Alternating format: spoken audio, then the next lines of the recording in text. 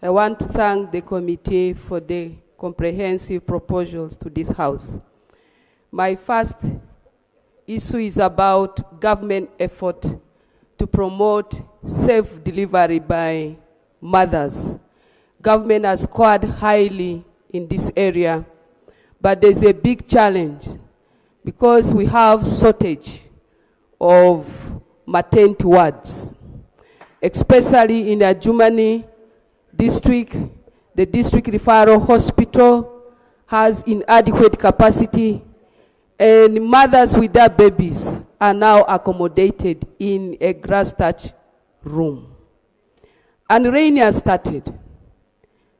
Many babies are going to die. Honourable Minister, I have written to the ministry.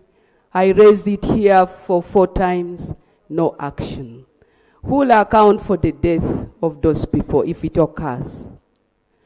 2, I am concerned on how best we can avert unnecessary dying of our people, and also better management of some of the diseases, especially hepatitis C.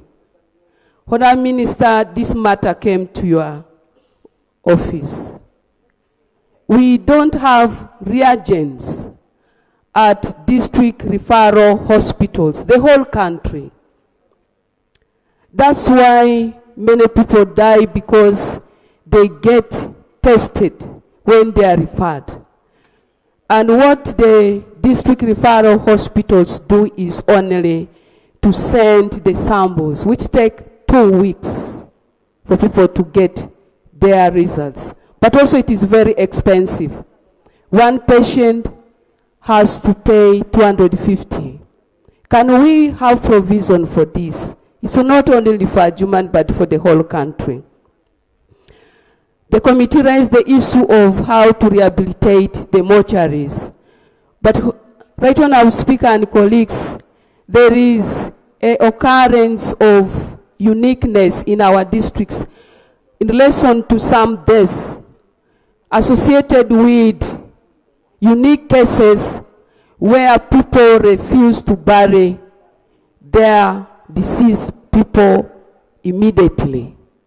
Hospital tries to preserve the bodies, but to a limited extent. I'll propose for all the district referral hospitals, let's have fridges.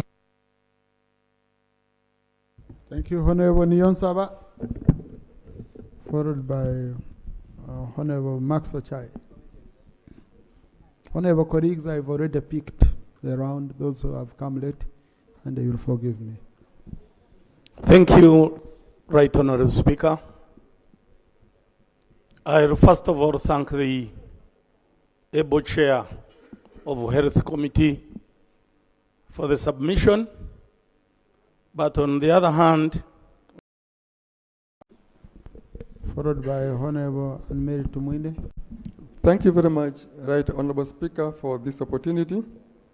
Right Honorable Speaker and honorable colleagues, the committee has done and have fulfilled their constitutional mandate of presenting to us recommendations with respect to the health sector.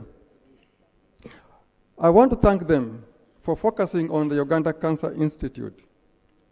I have a patient right now in Mulago, and what I have seen over the past 2 weeks or so is actually very, very alarming.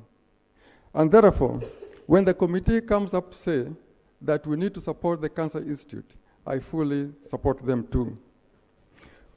Particularly now when they are calling for additional 42 billion shillings for wage, let us, colleagues, support this and request Minister of Health to reprioritize their priorities and ensure that the Cancer Institute is fully funded.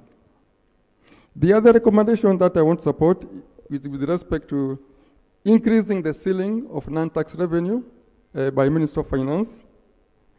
I would request that Minister of Finance considers this as a critical matter.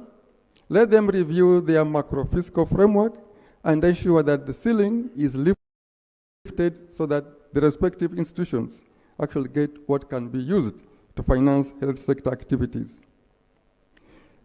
In addition, Just for, I want to move with you, Honorable, because I know you're an expert in budgeting. Honorable Max Ochai was one of the top officials in the budget office in the Ministry of Finance before coming here. Yeah, I just wanted to know on that NTR, because NTR must be generated by the institution that is requesting for it.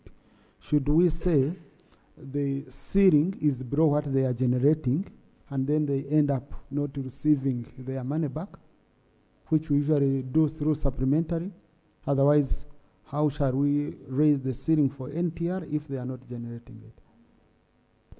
yeah, thank you very much, Mr. Speaker, for that question.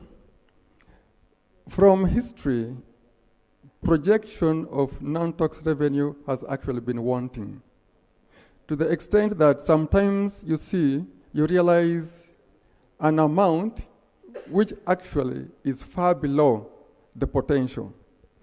It's very important. Mr. Speaker, Honorable Max is raising an issue. We know that non-tax revenue is revenue which is collected by the ministry, and in most cases is remitted back for purposes of running the activities.